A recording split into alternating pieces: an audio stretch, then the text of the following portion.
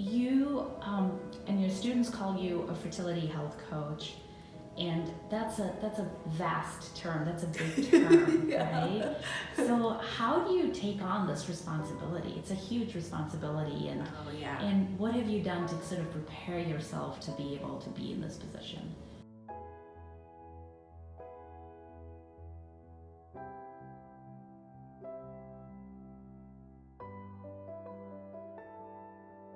Thank you. It's a good question. Yeah, life experience, I think, is a big part of that. You know, when my husband and I got married, we realized really quickly that our fertility journey was not going to be as easy as we might have hoped. And so I basically sit here today and do the things I do today because, you know, I would say to the women that I work with, like, your story is my story.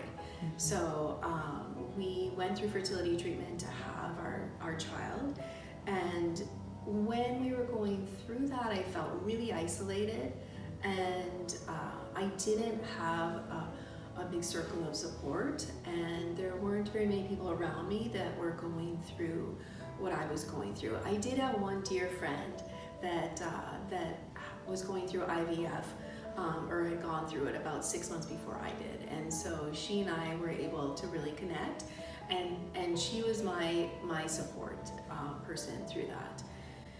And it really, you know, remember when I said before, I created the workshop, I created the yoga classes that I wanted to attend. Mm-hmm. So I started doing research because I knew there were more ways to affect my health than just fertility treatment. And I knew that there were more things I could do, so I started doing research.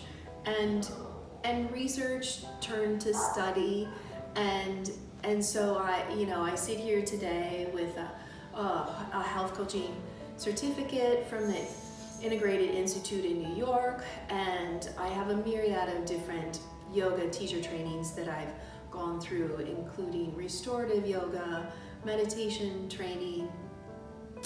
I've also done an Ayurvedic training with the Himalayan Institute. I think of myself as a consummate student, so I'm always researching and studying and looking for new information that will help my clients and my students. Mm-hmm. And I feel like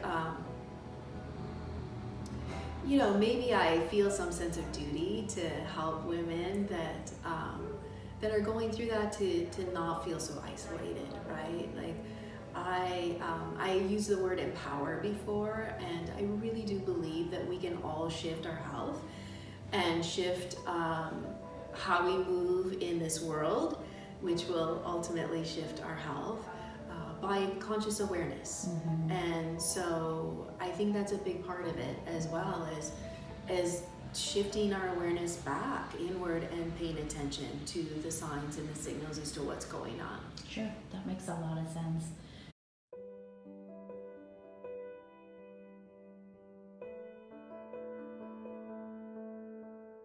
Healing often doesn't come just by shifting one part of your life. Mm-hmm. So I think it's important to I often say to my students and my clients, you know, it took a great deal of time for your body to get out of balance. Mm-hmm. And granted, this is the 24/7 culture that we live in is a really big part of that. So know that you've been trying to keep up in that cycle. So it takes conscious effort and right action to get the balance back in your body again. And that might mean that you need to do a few things at once and sort of concentrate it for a certain amount of time to recreate that balance.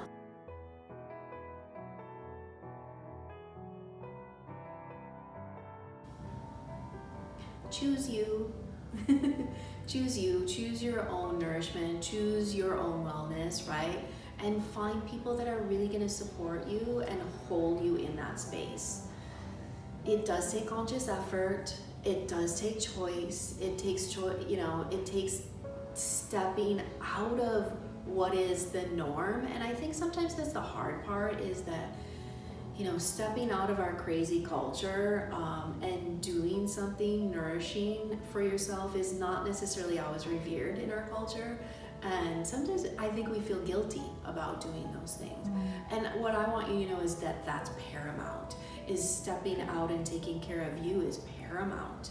Paramount to your health, paramount to you conceiving, if that's your path right now, paramount for living a long, healthy lifestyle, paramount for nourishing both yourself and those around you, and feeling really good in your body. That's great. Thank you, Jen. Thank you so much.